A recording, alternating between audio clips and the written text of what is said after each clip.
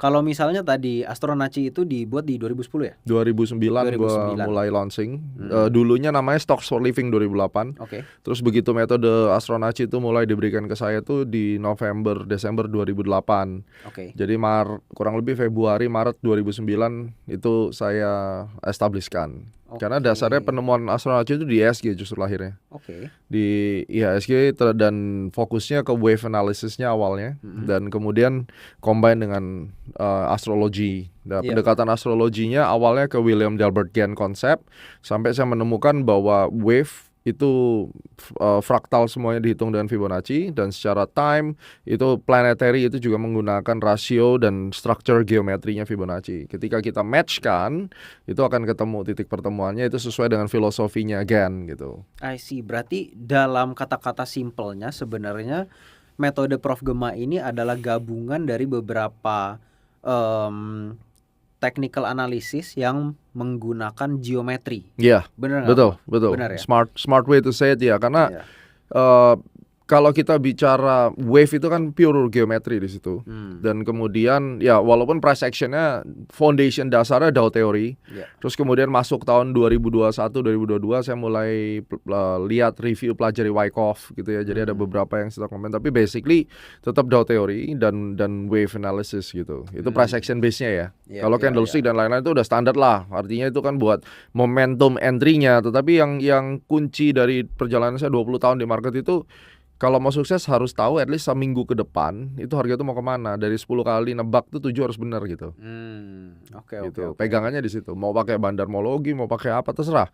Pokoknya dalam 10 kali nebak untuk 1 minggu ke depan harga mau kemana. Jadi 1 minggu itu gini, misalnya tanggal 1 sampai tanggal 8 ya. Tanggal 1 open price di mana, tanggal 8 close price di mana, itu harus benar. Misalnya kita ngomong naik, berarti tanggal 8 closing price-nya harus lebih tinggi dari tanggal 1.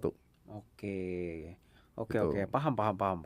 Well, kalau misalnya sebelum Prof Gema mendirikan Astronaci ini, kayak mungkin 5 tahun ke belakang lah, tiba-tiba ada senior market yang bilang ke Prof Gema nih, bahwa di masa depan akan ada seseorang yang bikin metode dengan menggunakan planetary system, Fibonacci, Elliott wave, dan memperhatikan contohnya seperti Mercury retrograde gitu kan.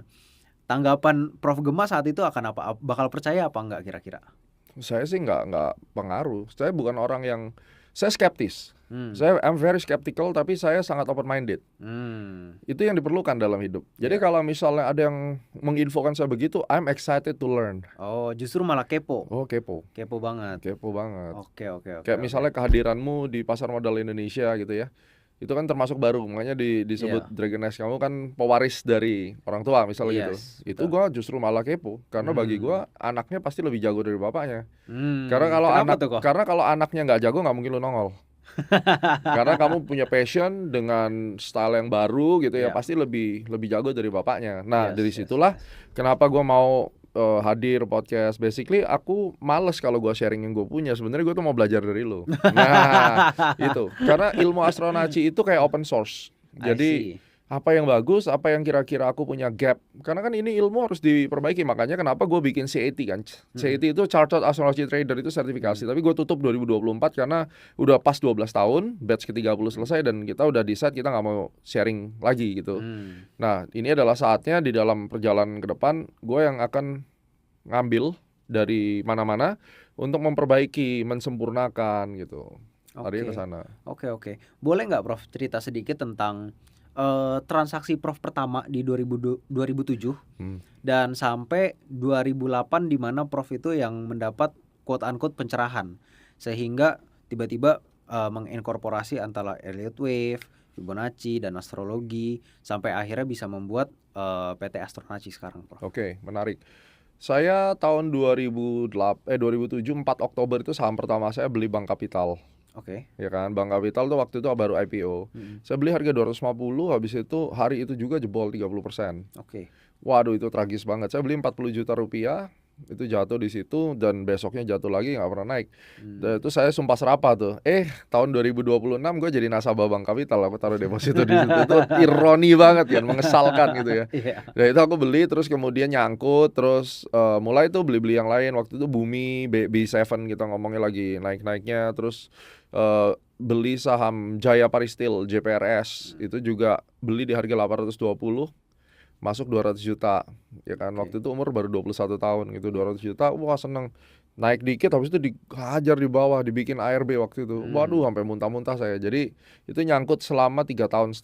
Akhirnya keluarnya pun salah.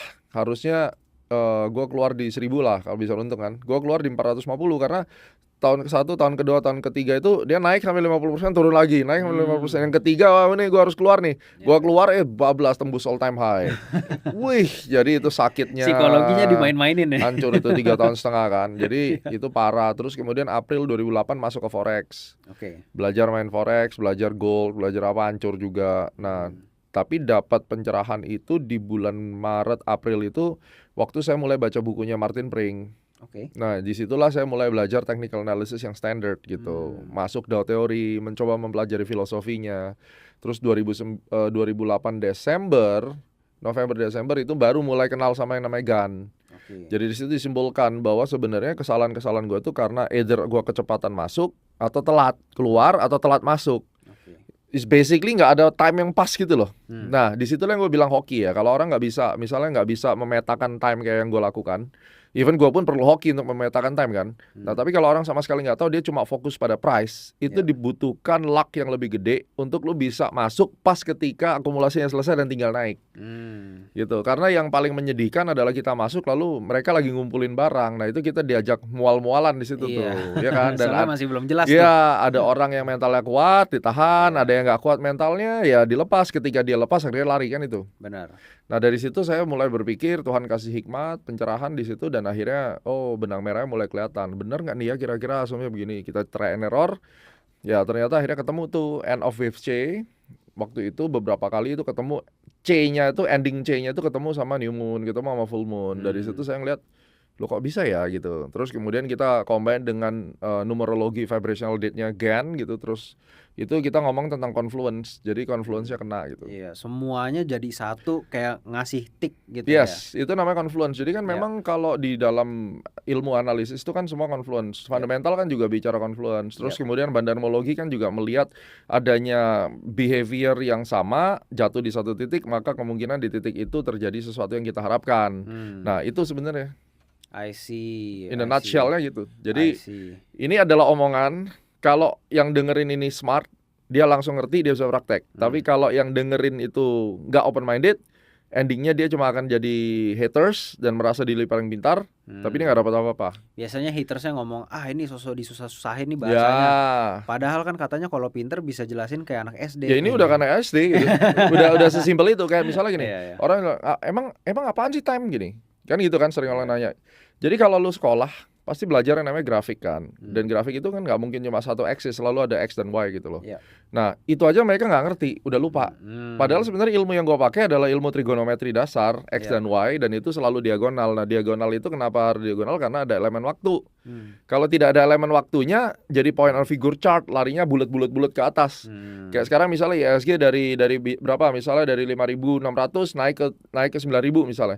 Kan nggak mungkin segaris gambarnya. Kan pasti begini. Nah kenapa garis itu diagonal? Karena ada elemen waktu. Sesimpel itu. Gitu. Iya. Gitu. Well, aku juga pengen nanya mengenai confluence tadi, Prof. Kalau misalnya Prof Gema itu kan pasti nyari confluence-nya sebanyak mungkin gitu kan. Tapi not always the case bahwa confluence itu terjadi. Misalnya ada aja 1 atau 2 dari 5 confluence yang Prof cari itu nggak berhasil lewat. Minimum 3. Gitu. Minimum 3. Nggak 3 nggak bisa itu. Oke. 3 dari metode yang sama. Misalnya dalam mau cari time nih misalnya. Ya berarti harus ada 3 layering confluence yang exactly sama dengan metode yang berbeda di dalam time itu. Oke, paham. Jadi misalnya gua mau pakai numerologi atau vibration, law of vibration, LOV, itu harus ada 3. Terus mau digabung sama planetary, itu nambah 1 misalnya. Moon phase-nya nambah 1. Nah kayak gitu. Terus itu baru time. Dari sisi price-nya, kita lihat dari hitungan Fibonacci, terus aku telepon analis, lu cek accumulation-nya si bandar-bandar di harga berapa. Biasanya itu confluence sama target-target Fibonacci. Terus misalnya kalau misalnya Anda belajar yang smart money concept atau apa, dia kurang lebih akan di situ. Nah, kalau itu sudah ketemu, itu biasa reversalnya gede, itu di atas 78% reversalnya. Oke. Gitu. Ada nggak yang misalnya dari beberapa hal yang tadi, mulai dari wave, Fibonacci, planetary, Mercury retrograde, itu Prof lebih kasih bobot yang jauh lebih gede lah di salah satu metode Ini itu? untuk apa? Time atau untuk apa? Untuk semuanya, dari time, dari apa? Karena beda. Misalnya kalau kita ngambil contoh untuk price-nya dulu, ya kan? Support resistance weekly atau monthly itu tetap bobotnya gede. Oke. Ya kan? Terus kemudian Fibonacci golden ratio untuk mencari support resistance price itu gede. Nah, tiap market juga beda. Nanti di ASG begitu, di BBRI beda lagi, nanti di BCA atau di PANI atau di sahamnya Prayogo Pangustu itu beda lagi. Iya. Kita harus hafal karakternya, makanya research itu adalah menemukan nih behaviornya yang dia ini apa nih karakter, terus kita catat gitu. Kalau dari sisi time, planetarinya beda-beda karena vibration energi daripada setiap stocks tuh tanggal IPO date-nya kan berbeda. Itu alignment planetary positionnya berbeda sehingga vibrationnya itu ditentukan oleh tanggal dia tanggal dia IPO. Tanggal oke. dia IPO.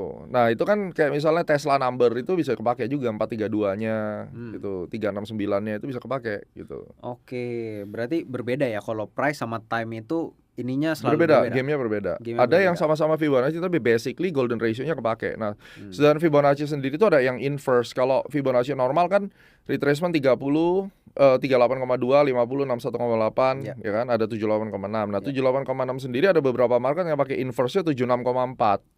Terus kemudian golden ratio extend-nya misalnya 1618, ada yang nggak pakai 1618, ada yang pakai 1414, 1382. Nah, itu bicara tentang geometri marketnya, itu karakternya. Nah, apa sih geometri marketnya? Jadi misalnya marketnya naik kayak begini. Ada market yang naiknya misalnya naik 10%, kalau dia turun sebelum naik lagi, karakter dia harus turun sekitar 60% atau turunnya 40% misalnya. Tiap market beda. Makanya itu yang harus kita lihat. Kalau mau dapat ujung-ujung harus kenal marketnya. Ada market yang dia minimum harus turun dulu 50% retrace-nya. Ada yang turunnya 41% misalnya. Oke. Berarti bisa dibilang kalau kita nggak punya experience juga, walaupun kita udah ngerti 100% nih, mulai dari wave, astrologi dan semuanya, tapi kita nggak ngerti sahamnya atau instrumennya, kita sama aja bohong. Sama aja bohong, karena memang harus Anda harus expert di satu bidang sahamnya itu. Nah, sekarang kan ada 900, kan repot. Ya itu PR harus dikerjain satu-satu. Gitu. Kalau di gold kan enak ya, cuma gold. Tapi kalau di saham, even sekarang juga ke saham Amerika kan juga bingung, banyak juga kan. Jadi ya sekarang saya juga lagi ngedevelop untuk mencari jati diri beberapa saham Amerika yang secara fundamental. Jadi screening awal tuh fundamentalnya dulu, terus kemudian liquidity marketnya, market capnya. Kalau ini udah lulus screening ini baru aku kerjain yang lain. Kalau nggak percuma, aku udah dapat ini tapi ternyata nggak liquid, cara mainnya banting-bantingan, ya percuma kan. Nggak. Pokoknya dipersempit dulu stock universe. Nah, dipersempit dulu. Iya, abis itu baru kita bedah satu-satu. Betul, gitu. betul. Top down mainnya. Iya. Menarik banget.